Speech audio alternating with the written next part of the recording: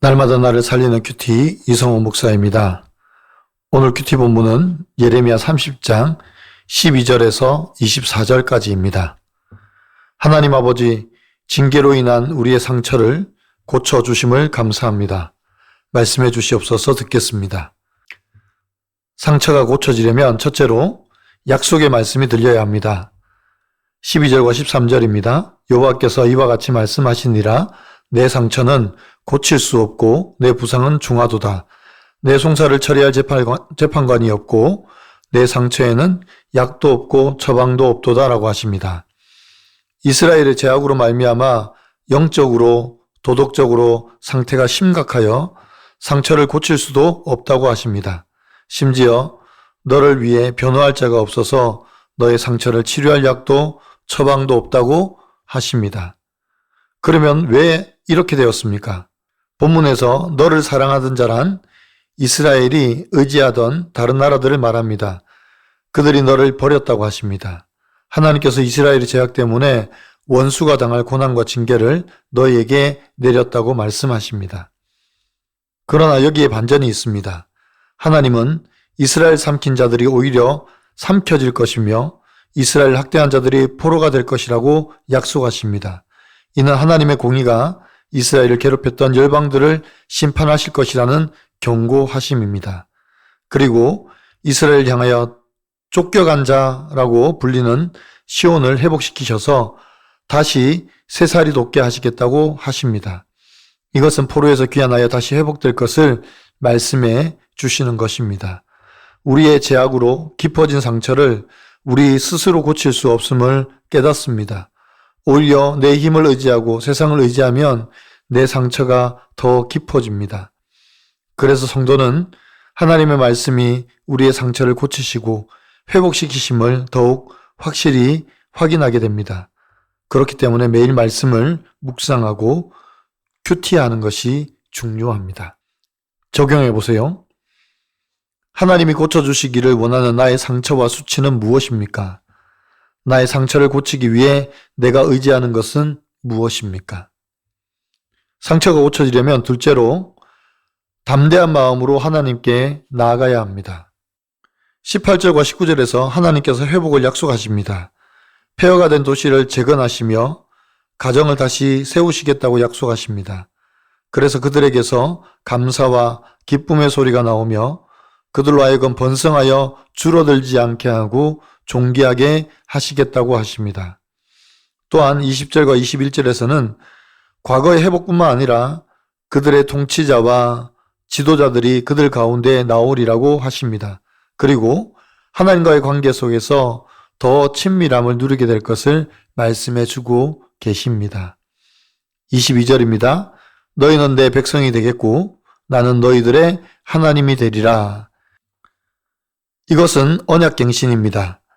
죄와 불순종으로 깨어졌던 언약을 다시 갱신하신다고 선언하시는 것입니다. 그것이 바로 나는 너희 하나님이고 너희는 내 백성이라는 것입니다. 하나님께서는 자기 백성들을 어떤 환경 가운데서도 건져내십니다. 비록 죄 가운데 거할지라도 매와 채찍을 들어서라도 돌아오게 하십니다. 그래서 징계가 나를 돌이키게 하는 도구가 되는 것입니다. 이것이 우리를 향한 예수 그리스도 안에서의 영원한 구속 언약입니다. 그러므로 우리는 담대히 하나님 앞에 나아갈 수 있습니다. 하나님을 가까이 하는 자에게 하나님은 더욱 가까이 와 주십니다. 여러분은 어떻습니까? 변하지 않는 하나님의 신실한 언약을 믿습니까? 하나님께로 가까이 가기 위해 내가 돌이켜야 할 죄는 무엇입니까? 하나님께서 나를 가까이 하심과 같이 내가 친밀하게 가까이 가야 할 구원의 대상은 누구입니까? 돈우상과 많은 악행 때문에 여러 차례 하나님께서 징계를 내리실 수밖에 없었다는 것을 인정하고 폭풍과 해오리 바람 같은 심판의 사건 가운데서 저를 돌이켜 구원의 기쁨을 회복시켜 주신 하나님께 감사드린다는 한 성도님의 큐티인 묵상 간증입니다. 20대 말에 투자회사에서 일할 때 제가 투자한 신생 기업의 상장으로 20억 넘는 자금을 회수하게 되었습니다. 이후 저는 외국에서 주재원으로 근무하다가 아내를 만나 결혼했지만 저희 부부는 신혼의 때를 별거하듯 보냈습니다. 저는 퇴사 후 홀로 귀국했고 아내는 외국에서 계속 직장 생활을 했기 때문입니다. 아내가 저의 폭언에 못 이겨 마지못해 한국행을 허락한 것이었습니다. 그 후 저는 세상 성공을 쫓아 10여 년간 사업을 하면서 주식 투자를 했습니다. 하지만 번번이 실패해 18억 원의 빚을 지게 되었습니다. 한국에 들어온 아내는 저를 큐티하는 공동체로 인도했습니다. 저는 낮아진 환경에 대리기사로 일하며 모든 공예배에 참석하면서 4년 만에 빚을 탕감받는 은혜를 경험했으나 살만해지니 힘든 상황을 참지 못하는 저의 상향이 다시 올라왔고 아내는 그런 저와 대화를 단절했습니다. 그러다 5년 넘게 공동으로 운영하던 지인들의 돈을 도용한 사실이 알려지게 되었습니다. 이 일로 저는 교회에서 양육 훈련을 받으며 저의 돈 욕심을 보고 회개하게 되었습니다. 그리고 교회 소그룹 리더로 세워졌습니다.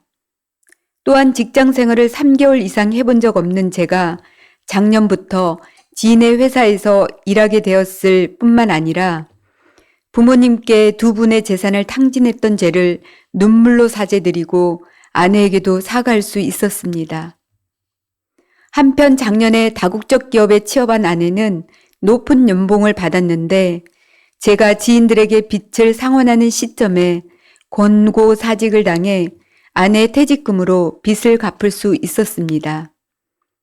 저의 많은 악행과 죄 때문에 하나님이 제게 여러 차례 징계를 내리실 수밖에 없었음을 인정합니다. 폭풍과 회오리 바람 같은 심판의 사건 가운데 저의 돈 우상을 깨닫고 돌이켜 구원의 기쁨을 회복시켜 주신 하나님 감사합니다.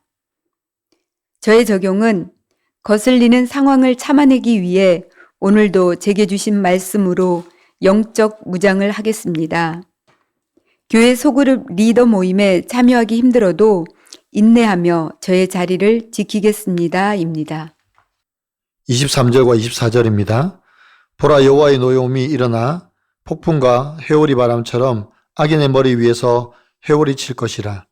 여호와의 진노는 그의 마음에 뜻한 바를 행하여 이루기까지는 돌이키지 아니하나니 너희가 끝날에 그것을 깨달으리라 고하십니다.